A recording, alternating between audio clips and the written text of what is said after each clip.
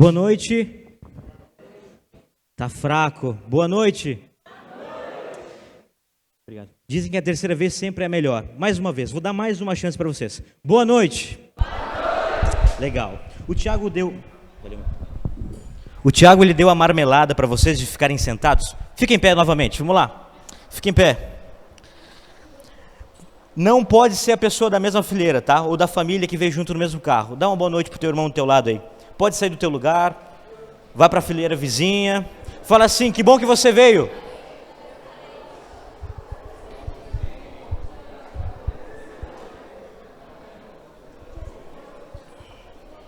Fala para ele: que bom que você veio.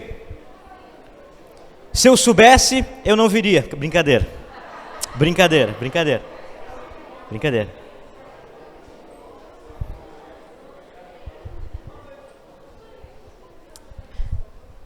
Cumprimento a todos. E antes de nós sentarmos, gostaria também de deixar um abraço do pastor Márcio Peralta, lá em Ajuricaba. Ele estava conversando com ele agora à tarde, ele deixou um abraço para a igreja e disse que tem um carinho muito grande pelas pessoas e também pela comunidade que aqui tem. Pode sentar, meu irmão. Legal, legal. Nessa noite, no momento da mensagem, eu gostaria de abordar um tema muito legal e muito pertinente. E gostaria talvez de iniciar ele usando uma ilustração. Você sabe que alguns meses atrás, e talvez já faz quase um ano, houve um clima muito hostil no leste europeu, com a Rússia e também com a Ucrânia, por seus afazeres e também por os seus comprometimentos, aquilo que eles queriam conquistar, aquilo que eles queriam de volta, seja em terra, seja em coisas políticas ou comerciais. Depois tivemos há poucos meses também Israel e Hamas. Você deve ter visto, assim como eu, seja na sua televisão ou também seja através da sua rede social. E como gancho, eu gostaria de falar uma breve história real e verídica sobre a Segunda Guerra Mundial. Na Segunda Guerra Mundial, o Japão, um dos países envolvidos e participantes dessa guerra, em 1944 ele é atacado pelos norte-americanos. E eles se sentem revoltados. Um sentimento de raiva, de ódio. E um oficial chamado Onishi, eu vou apenas me atrever a dizer o sobrenome dele, ele convoca uma reunião muito especial com todo o escalão japonês, e ele tem uma ideia brilhante. E antes dele falar essa ideia, ele até mesmo diz e comprova de que essa ideia que ele teria para ser executada, ela tinha base também na cultura japonesa. Havia um livro chamado Bushido, que esse livro é um livro de costume japonês, e ali continha os nomes das pessoas mais importantes na história do Japão. Inclusive, como exemplo, ali também tinha o nome dos samurais para os japoneses. E ele já, de antemão, nessa reunião, ele fala assim: olha, quem se atrever ou quem quiser executar esse plano, terá o seu nome colocado nesse livro, como um sentimento de honra. A boa ideia que ele tem, ou talvez a péssima ideia que ele tem, era encher de bombas alguns aviões e pedindo para que os pilotos se tocassem e se jogassem contra os norte-americanos. Essa ideia é levada à frente dia 25 de outubro de 1944. O primeiro ataque bem sucedido, comandado por um piloto suicida chamado Yuki Seki. Eu trouxe uma foto do primeiro batalhão e também do responsável pelo primeiro ataque dos kamikazes. Antes de entrar no avião, Yuki ele dá uma entrevista e perguntam por que ele estava fazendo aquilo. Ele diz que estava fazendo aquilo porque ele amava a nação dele, amava a sua família. Na entrevista também ele diz que ele preferia morrer pela sua nação e pela sua família do que entregar a sua esposa para os norte-americanos. Ao total, mais de 2.500 pilotos morreram com esta ideia, com este ataque, mergulhando no céu e se lançando contra as forças dos americanos. O que eu quero dizer e o que eu quero mostrar com isso? é que muitas vezes nós, seres humanos, temos os nossos princípios, os nossos valores, e até mesmo estamos dispostos a entregar tudo, até mesmo a própria vida, pelaquilo que cremos, pelaquilo que sabemos, seja para proteger a pátria, a sua família, os seus valores. Meu irmão, pelo que eu e você estamos nos sacrificando? Gostaria de convidar você a abrir sua Bíblia comigo no livro de Mateus, capítulo 4. Mateus, capítulo 4, versículo 18.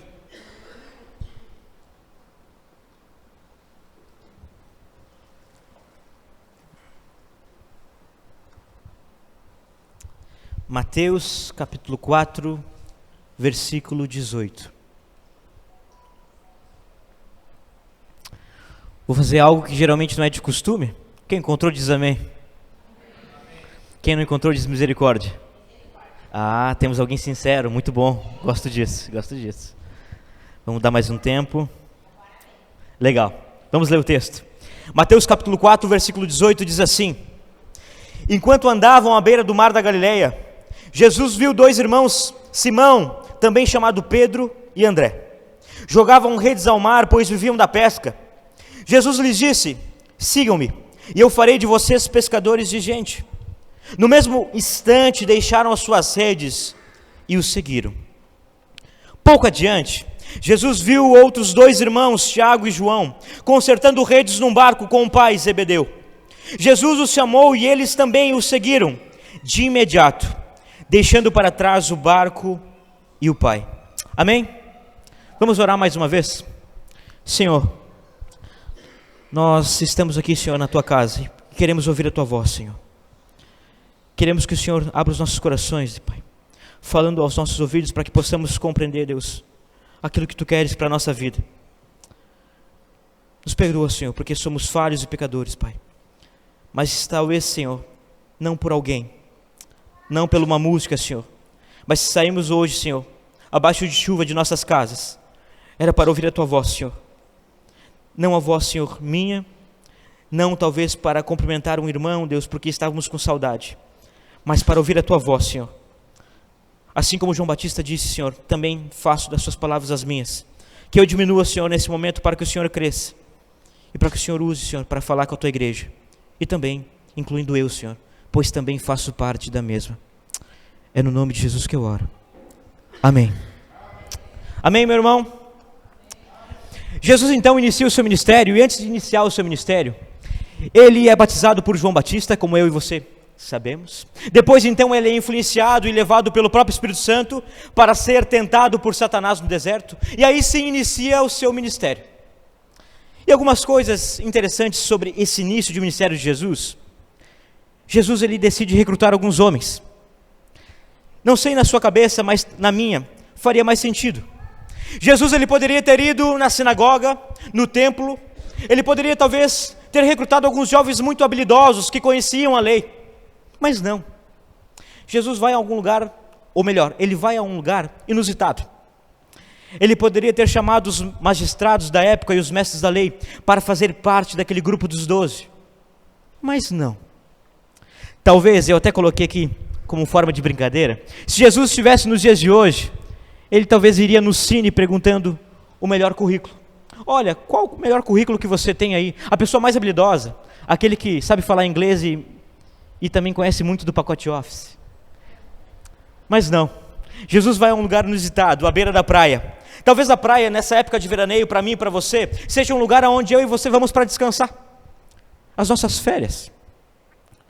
Quando você vai para lá, você às vezes não come alguma coisa na praia, sim ou não? Não ouvi, sim ou não?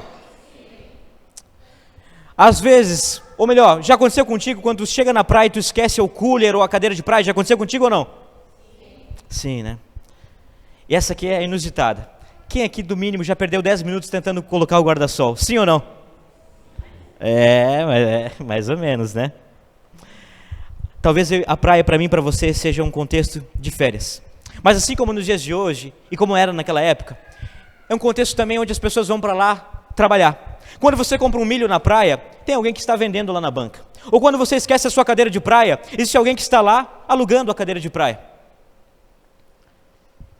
E também lá na praia existem pescadores. Eu me lembro quando eu ia na praia junto com o pai e a mãe, e talvez tinha um pescador mais próximo onde nós estávamos tomando banho, e o pai falava sempre assim para mim: foge da linha de visão do cara ali, porque qualquer coisa, imagina se um anzol te pega. Já era. Lá na praia então existia esse contexto, assim como na época de Jesus também. Havia alguns homens que estavam pescando, alguns homens que estavam trabalhando lá. A forma deles estar trabalhando era o sustento, era colocando pão para dentro de casa, para sustentar as suas famílias. Só que Jesus não chamou pessoas que estavam desempregadas, ou pessoas que não estavam fazendo nada. Ele chamou pessoas que estavam trabalhando.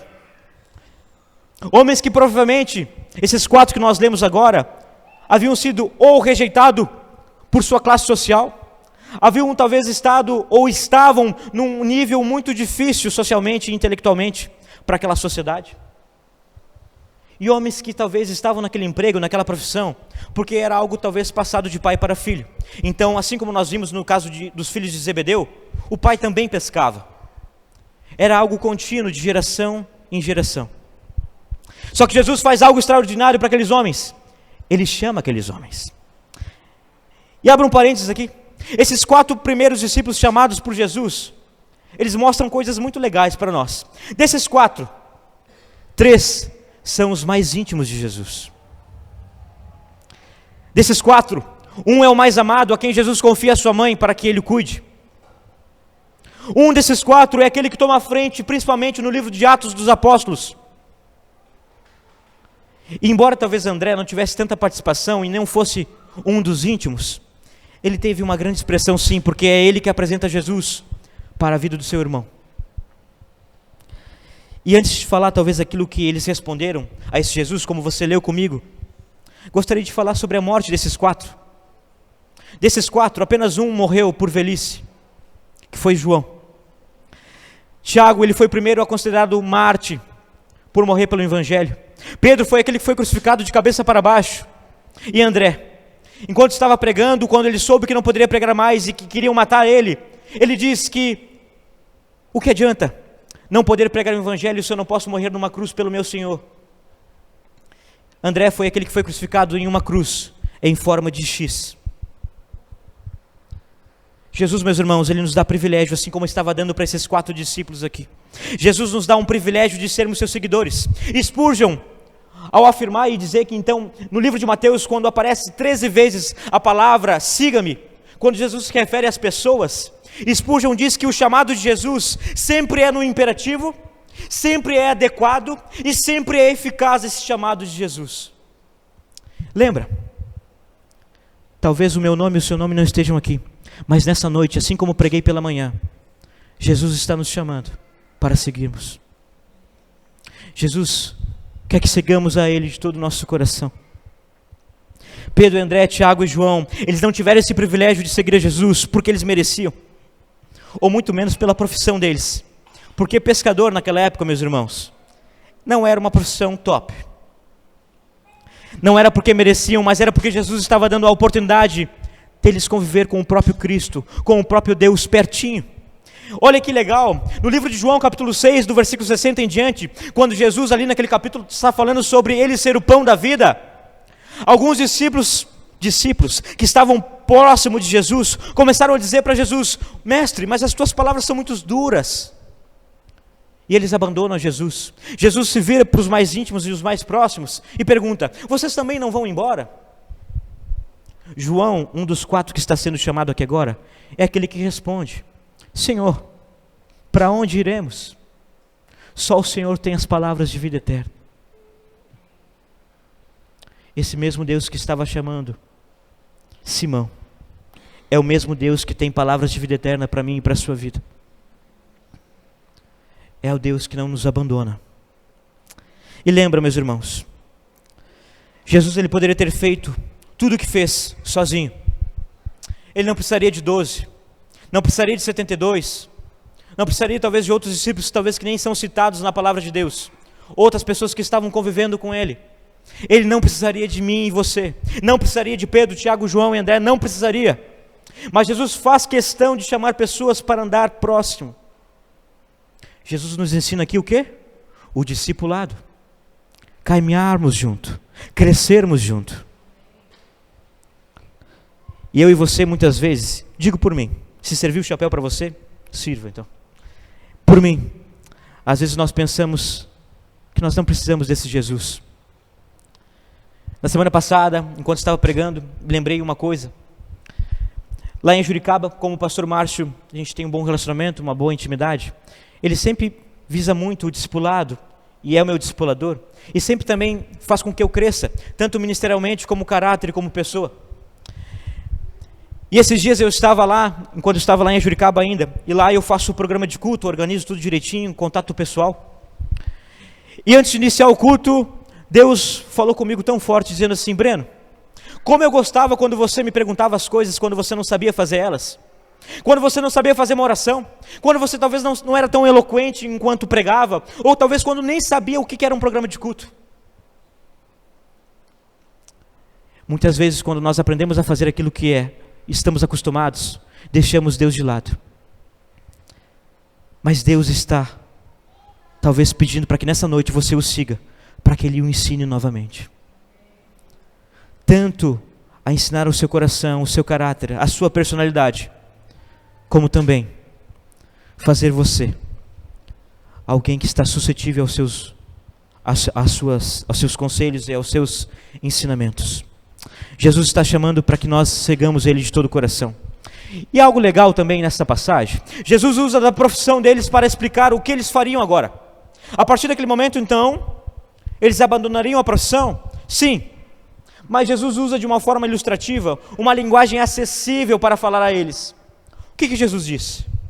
Que eles seriam agora pescadores de gente, pescadores de pessoas.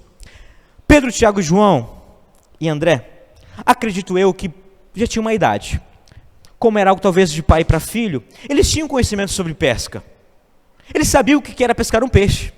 Sabiam as diferenças de peixe, sabiam as metodologias de como pescar, mas pescar gente eles não sabiam. Talvez você deve estar pensando assim: Breno, Deus não me chamou assim como chamou esses discípulos de forma integral, assim como te chamou, Breno, para viver de forma integral também da obra. Mas Deus usa da profissão deles para explicar aquilo que eles fariam. Deixa eu fazer uma pergunta para você: será que Deus não quer te usar lá no seu estudo e no seu trabalho? Deus não quer estudar, não quer te usar talvez lá no seu meio familiar, para alcançar o teu familiar? Algo de que você conhece, algo que você já sabe, lhe impulsionando para que o reino de Deus se expanda, para que o reino de Deus cresça. Talvez o seu chamado seja diferente dos discípulos, não de forma integral, mas Deus quer usar aquilo que você sabe, para alcançar pessoas, para fazer de você pescadores de gente. Jesus iria ensiná-los e ensinou eles muito bem. Por quê? Atos vai comprovar que Jesus ensinou a eles pescarem pessoas muito bem. No primeiro discurso, então, quando Pedro está junto com os outros 11 discípulos, após a pregação de Pedro, a Bíblia diz em Atos capítulo 2, versículo 14, e depois no versículo 41, na conclusão, diz que mais de cerca de 3.000 pessoas foram acrescentadas naquele dia. Jesus ensinou bem eles a pescar gente? Sim ou não? Não ouvi, está fraco. Sim ou não? Sim. Jesus quer nos ensinar a pescar pessoas também, de uma maneira eficaz, assim como os seus discípulos deram frutos lá na frente, quando o próprio Jesus não estava ainda mais com eles, porque já tinha subido aos céus, mas o Espírito daquele que ensinou estava com os discípulos.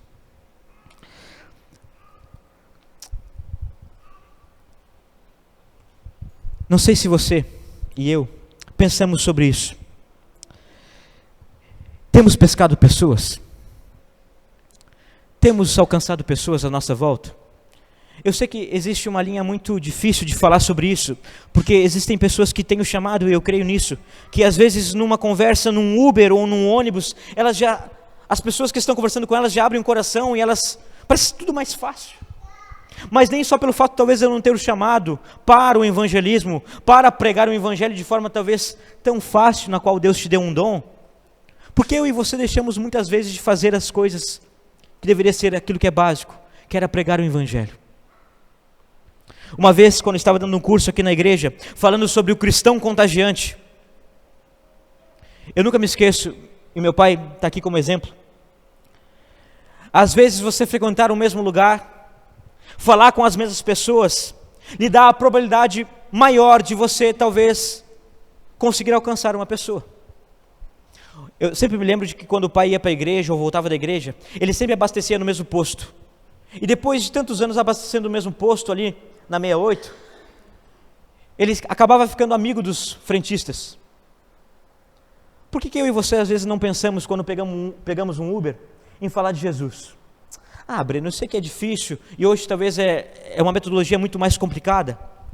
Talvez Deus ele pode agir? Pode sim agir dessa maneira, batendo de porta em porta, dizendo Jesus te ama.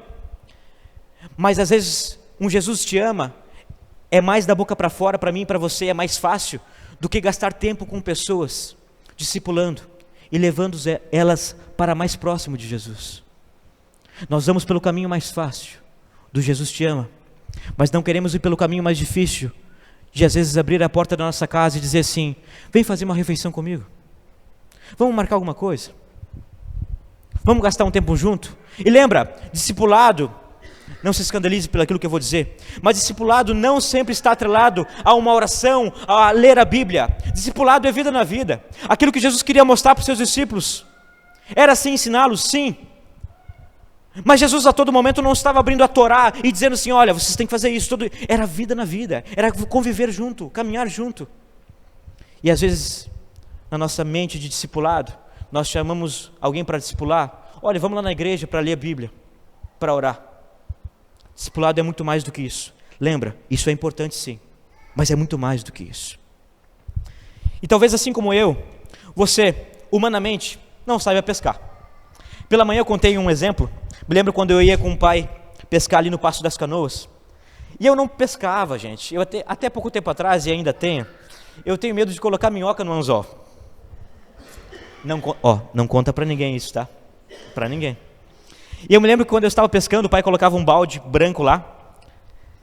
E uma vez eu descobri algo assim, que quebrou meu coração. Meu pai pedia para minha mãe me distrair, ou eu me distraía ali, sozinho. Ele já tinha pescado um peixe, ele pegava um peixe que ele já tinha pescado no balde, colocava no anzol e jogava. E daí ele falava assim, Breno, segura aqui. E daí, e ele malandro, né? Dá umas mexidas aí e tal. Daí eu mexia assim, tá pesadinho. Daí tu via a boinha descendo, né? Quando eu puxava, peguei um peixe! E ele na cara de pau, meu filho! Foi uma, foi duas, foi três. Mas um dia eu descobri tudo. Eu fiquei bravo com ele por 2 minutos, 3 minutos, acho mais ou menos. No 4º minuto eu já estava abraçando e beijando ele. Então, talvez assim como eu, você não saiba pescar humanamente. Mas Jesus está disposto a nos ensinar a pescar pessoas. E a forma como os discípulos eles reagem é aquilo que me impressiona. A Bíblia diz que Pedro e André, no mesmo instante, deixaram suas redes e o seguiram. A Bíblia também vai dizer que Tiago e João, eles também o seguiram de imediato, deixando para trás o barco e o pai. O que nós aprendemos aqui? Muito mais ação do que falar. O texto, em algum momento, ele disse que os discípulos disseram alguma coisa para Jesus, sim ou não? De manhã aconteceu a mesma coisa. Tu está com a Bíblia aberta. Lê de novo aí. Lê de novo a Bíblia. Vê aí, tenta encontrar alguma fala dos discípulos em relação a Jesus, ou ao seu pai. Os discípulos falaram alguma coisa sim ou não? Não falaram.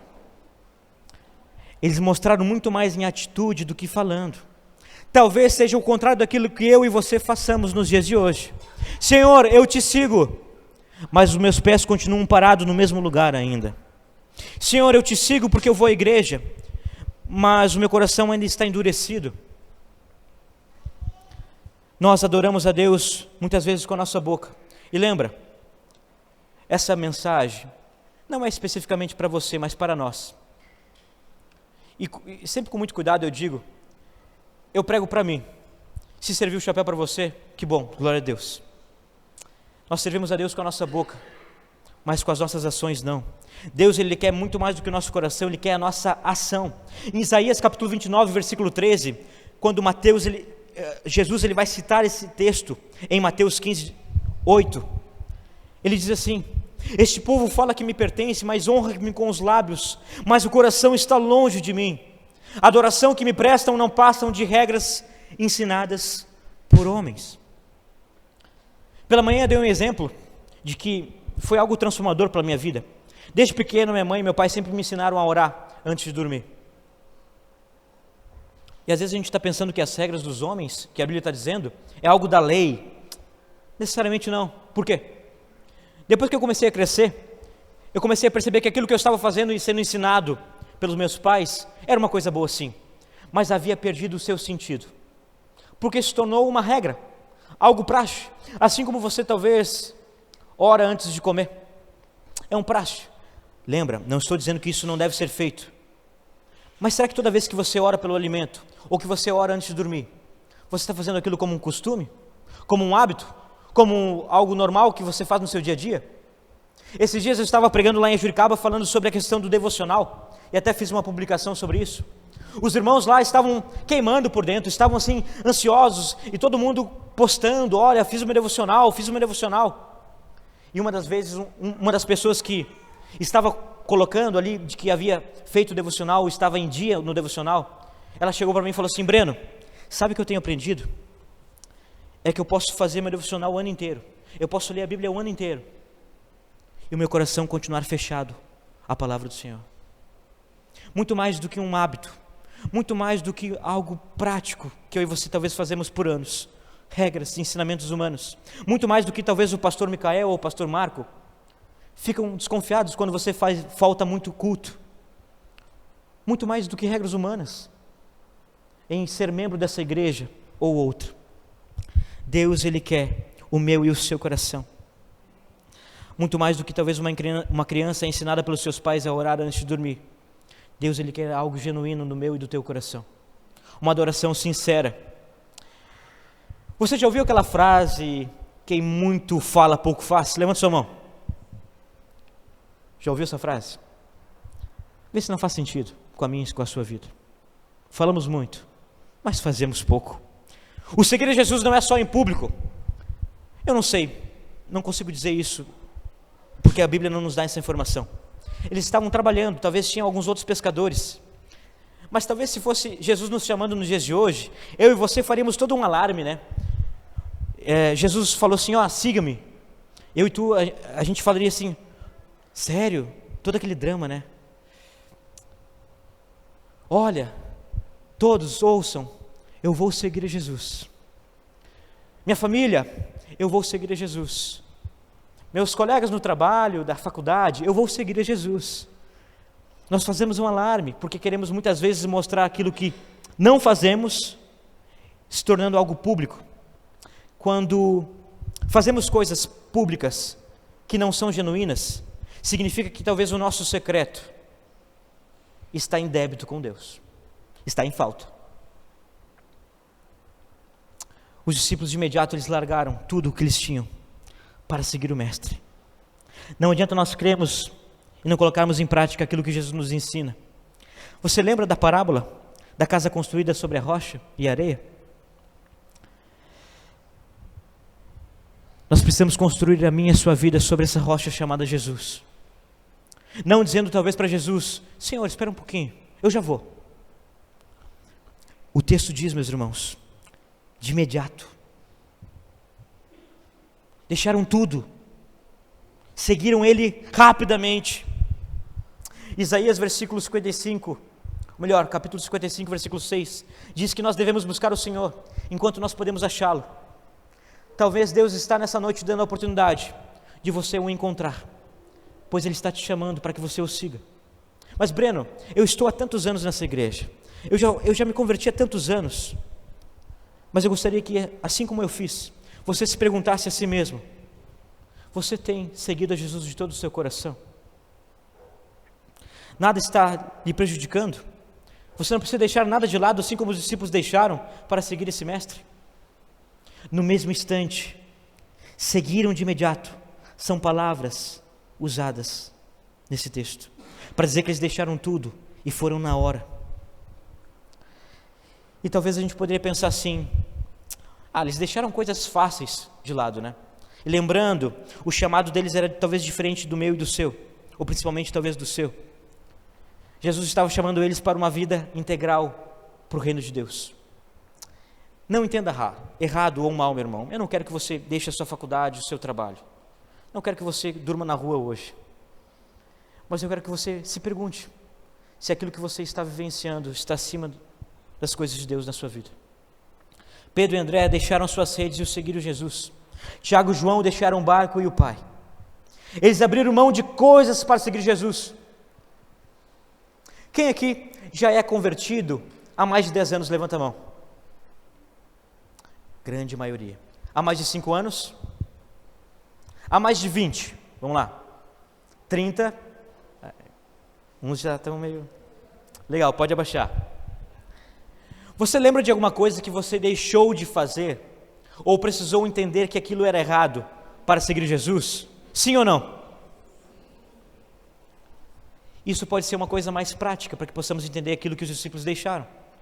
Claro, ali eles deixaram profissão, mas talvez da mesma medida que nós estamos fazendo, e não de uma chamada integral, que talvez seja o seu caso, você já abriu mão de muitas coisas para seguir a Jesus. Mas será que precisa deixar mais alguma coisa? Eu te convido também a abrir sua Bíblia comigo, algumas páginas depois, em Mateus capítulo 8. Mateus capítulo 8, versículo 18.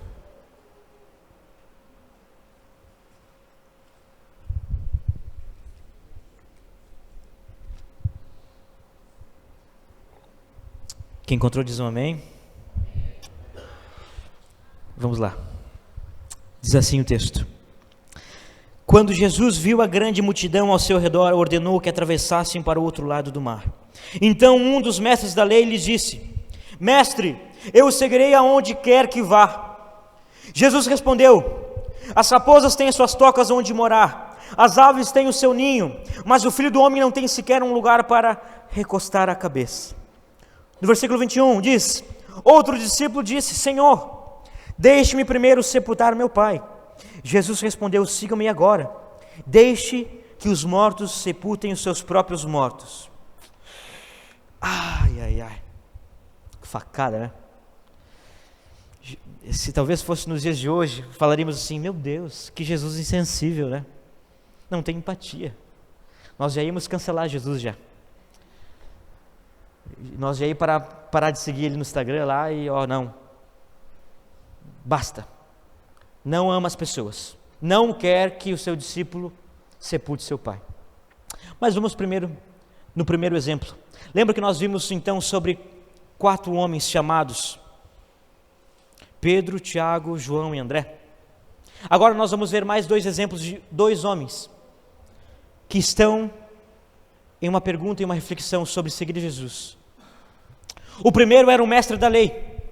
Ele não era discípulo, ele já era um novo convertido, então estava se tornando nesse processo de ser um discípulo de Jesus. O mestre da lei lhe pergunta: Senhor, eu o seguirei, ou melhor, afirma: eu o seguirei aonde quer que o Senhor vá. Tem que ser alguém muito bom, né? Porque a gente não diz isso para qualquer um. Talvez alguém da família, alguém que a gente confia. Mas esse mestre da lei disse isso para Jesus. Jesus de imediato diz para esse homem então de que as raposas têm as suas tocas, as aves os ninhos, mas ele, o Filho do Homem, Jesus, não tinha um lugar onde recostar a sua cabeça. O que Jesus estava falando para esse homem e que eu e você precisamos aprender? Jesus estava dizendo para ele assim: olha, pelaquilo que você tem na sua vida, lembra, ele era um escriba, um mestre da lei. Não era alguém pobre, meus irmãos. Não era alguém que passava necessidade. Jesus queria sondar o coração daquele homem para saber se ele estava realmente interessado a seguir Jesus, a deixar talvez a sua vida de luxo para seguir a Jesus, deixar talvez o seu status social por ser um mestre da lei naquela época para seguir Jesus. Jesus queria ver a fundo o seu coração.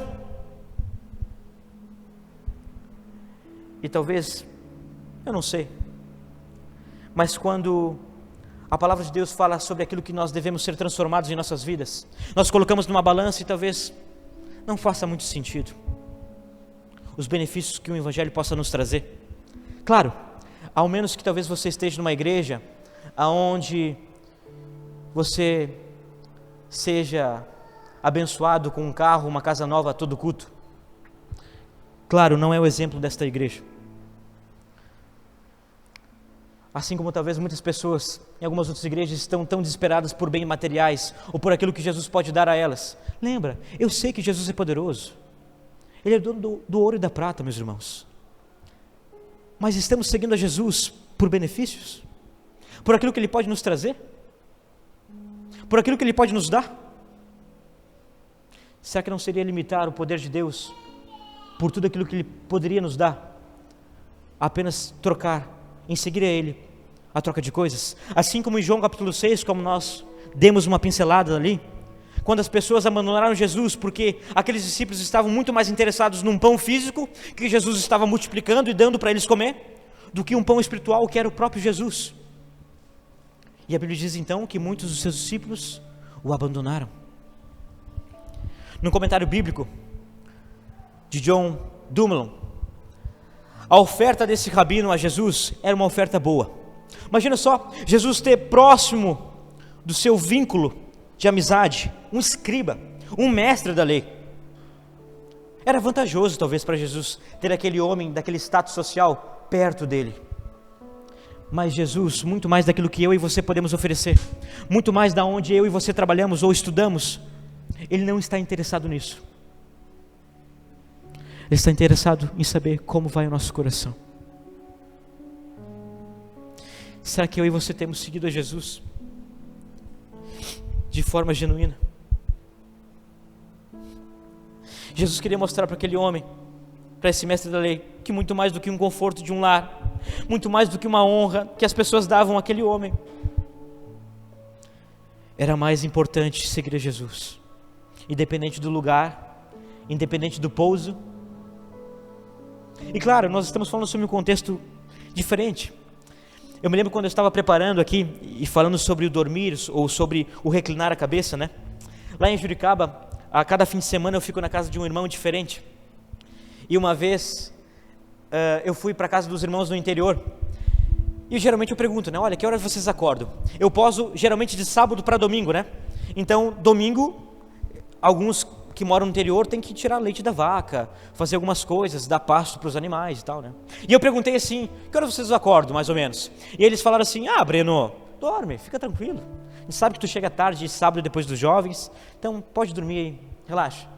E o Breno, que horas vocês acordam? E a irmã assim, de forma carinhosa, Breno, fica tranquilo. E meus irmãos, o Breno burro aqui pergunta a terceira vez. E a irmã, ela fala assim, Breno, amanhã é domingo, relaxa. Amanhã a gente acorda um pouquinho mais tarde. O que é mais tarde para mim e para você? Pelo menos para mim, 9 horas? 10 horas? Para alguns talvez meio-dia? Ela me falou assim, Breno, tá, se tu quer saber, nós vamos te falar. Amanhã, como é domingo, a gente vai acordar um pouquinho mais tarde. Nós vamos acordar ali pelas 7. Aquilo foi uma facada. Aquilo foi algo que despedaçou meu coração. Não sei se é assim como eu, você também contabiliza quantas horas que você vai poder dormir? Talvez com o conforto que a gente tem de uma cama hoje, muito mais daquilo que Jesus usou de comparação para mostrar para o coração daquele homem sobre aquilo que ele deveria talvez abandonar ou deixar.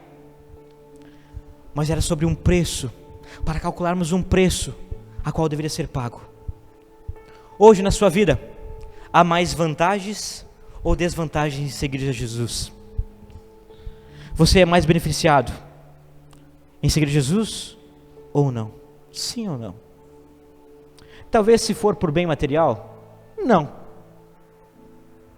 Mas algo nessa balança faz total diferença. A salvação. O seguir a Jesus, o participar do discipulado com o Mestre, algo que faz muito peso nessa balança, ao ponto de nada no outro lado fazer com que ela talvez se equilibre, seja a minha e a sua salvação. Esse então que estava se convertendo, então, esse mestre da lei, ele é diferente. O segundo caso então é de alguém que já é discípulo de Jesus. Então lembra, um não era, estava se tornando, e o outro já é discípulo. esse homem diz para Jesus assim: Senhor, deixe-me primeiro sepultar o meu pai. Jesus diz para ele: siga-me agora. Lembra da palavra parecida que Jesus está se referindo lá aos outros 4 discípulos? Que de imediato eles seguiram. Esse aqui, Jesus está falando assim: olha, deixa isso de lado, vem agora. Deixe que os mortos sepultem os seus próprios mortos. A primeira coisa que eu pensei aqui quando eu li esse texto pela primeira vez era assim: meu Deus, como esse Jesus é mau. Jesus não queria agir por maldade com aquele homem, mas queria mostrar alguns princípios para ele, algumas prioridades. Talvez aos meus olhos e aos seus olhos, essa exigência de Jesus seja severa. Existem 2 perspectivas que eu estudei e alguns comentários bíblicos dizem em relação a esse versículo. Um, de que o pai dele já havia falecido e que os rituais daquela época de sepultamento demoraria talvez alguns dias, alguns meses. A outra probabilidade, talvez que é aquela que eu mais confio, acredito, é que o pai dele ainda não havia morrido, mas ele estava num processo de morte, estava indo aos pouquinhos, e ele queria viver os últimos momentos com o seu pai.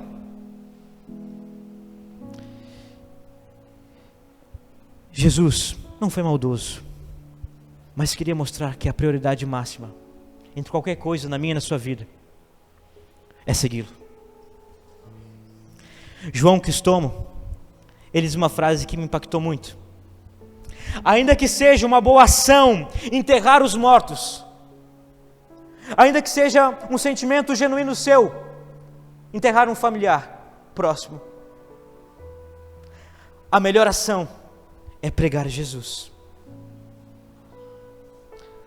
Ainda que seja uma boa ação, ainda que o meu e o seu coração estejam alegres ou talvez com misericórdia e graça, acima disso, pregar Jesus é a melhor ação a se fazer. Seguir Jesus é a melhor ação a se fazer. Se o primeiro homem, o escriba, ele foi rápido demais em querer seguir Jesus, talvez não colocando as vantagens e as desvantagens, o segundo homem, que já era discípulo, ele foi muito lerdo, porque ele queria fazer outras coisas e não seguir Jesus de imediato. Abra sua Bíblia comigo em Mateus, capítulo 16, versículo 24. Eu gostaria também já de chamar a banda para subir. Mateus, capítulo 16, versículo 24. Diz assim: então Jesus disse aos seus discípulos: se alguém quer ser meu seguidor, negue-se a si mesmo, tome a sua cruz e siga-me. Se tentar se apegar à sua vida, a perderá, mas se abrir mão de sua vida por minha causa, a encontrará. De forma muito didática, eu trouxe num PowerPoint essas 3 afirmações que Jesus coloca, já vai para ali, sobre os processos e os passo a passos que nós temos para seguir Jesus. Ali. A primeira coisa então é: negue-se a si mesmo. A segunda, tome a sua cruz. Por que as 2 primeiras estão em vermelho e o siga-me está em verde? É porque eu e você não entendemos esse processo. Queremos apenas o terceiro, siga-me. Porque talvez o siga-me esteja dentro do nosso contexto, que talvez seja vir à igreja, seja fazer o meu devocional, seja eu orar pela minha família. O siga talvez seja eu estar sendo discipulado, quando na verdade é um processo, meus irmãos. E o primeiro e o segundo, talvez eu e você não fazemos eles, sabe por quê? Porque é difícil. O terceiro talvez pode ser mais aparente, a gente consegue mostrar e evidenciar publicamente o terceiro muito mais do que os outros 2. Mas como é difícil negar-se a si mesmo, porque nós precisamos deixar o nosso eu de lado e colocarmos toda a nossa esperança e confiança no Mestre Jesus. Como é difícil tomar a sua cruz, porque você sabe que essa cruz talvez é pesada.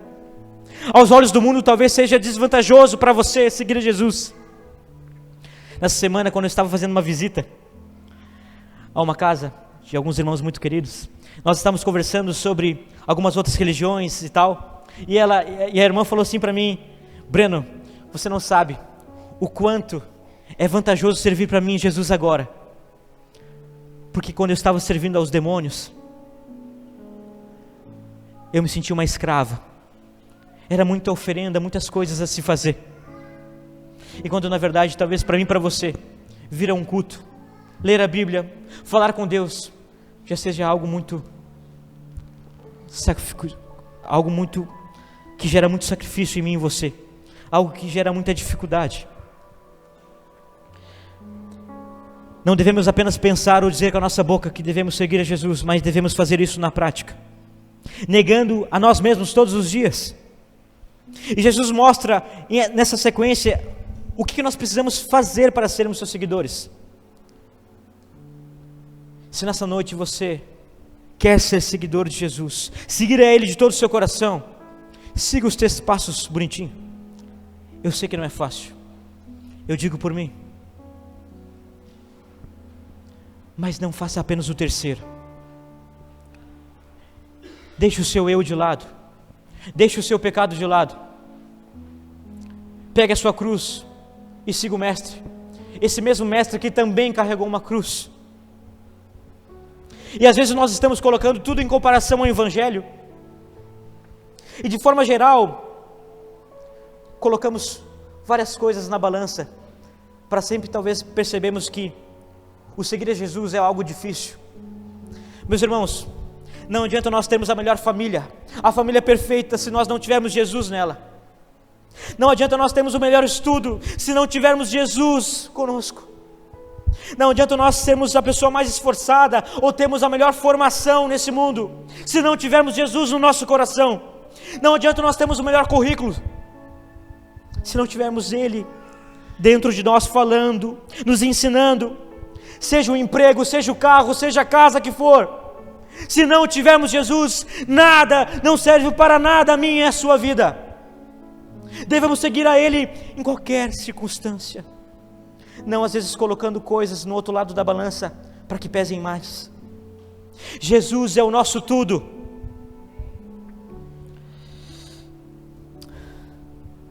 Talvez lá no céu não haja um anjo na porta do céu perguntando assim: Breno, deixa eu ver o teu currículo, deixa eu ver onde tu estudou. Meus irmãos, vou falar isso com muito cuidado. Grandes coisas fazer teologia.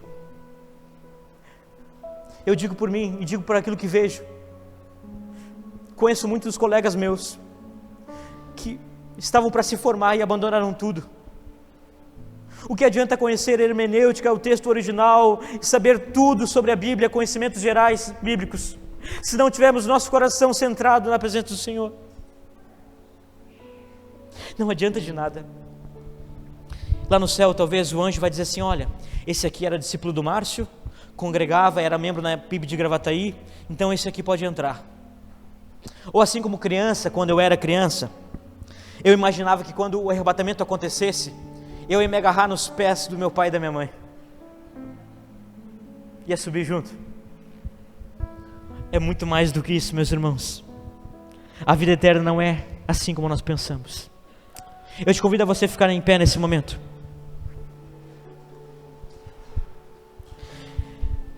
Seguir a Jesus não é um fardo, mas um privilégio.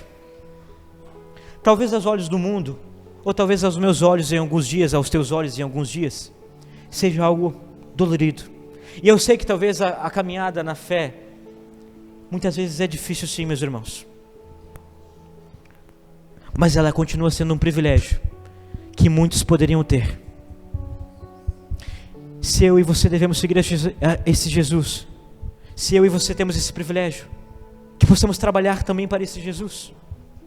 Assim como eu falei pela manhã, sobre às vezes nós saímos da zona de conforto. Os discípulos deixaram tudo. O primeiro escriba, Jesus estava mostrando então as desvantagens. Ao segundo, que deveria deixar de lado o sepultamento do seu pai. Muitas vezes talvez a zona de conforto minha e sua não seja a nossa cama, não seja a poltrona do sofá, seja talvez uma dessas cadeiras pretas, quando você venha todo domingo no culto, e por anos nunca talvez tenha trabalhado para o Senhor da sua vida. Talvez a zona de conforto seja essa cadeira, onde você vem apenas para receber todos os cultos, mas nunca pensou ou cogitou na sua cabeça trabalhar para esse Senhor. Jesus, ele veio nesse mundo, meus irmãos, para nos resgatar do pecado, e para que hoje eu e você pudéssemos ter esse privilégio, e continuando tendo esse privilégio, e lembra, assim como diz Isaías, que possamos buscar o Senhor enquanto nós podemos achá-lo, porque haverá um momento que não o encontraremos mais. Devemos adorar e seguir esse Deus que se fez homem, esse Deus que se humilhou e deixou a sua glória de lado, morreu naquela cruz, nos amou mais do que tudo a entregar o seu próprio Filho. E quando talvez nós possamos pensar em qualquer história de quadrinhos, que a morte poderia superar esse Jesus, não! Ao terceiro dia ele ressuscita. E o que mais alegra o meu coração é que um dia poderemos nos encontrar com Ele. Ele é o Deus da minha e da sua vida, o Deus que conhece o seu passado, conhece o seu coração nesse exato momento, conhece aquilo que você está planejando para o futuro. Ele deve ser o rei da minha e da sua vida, um rei a ser seguido, um Deus a ser seguido. Esse é o nosso Deus. Nós vamos cantar uma canção agora que fala sobre esse Deus. Esse é o nosso Deus.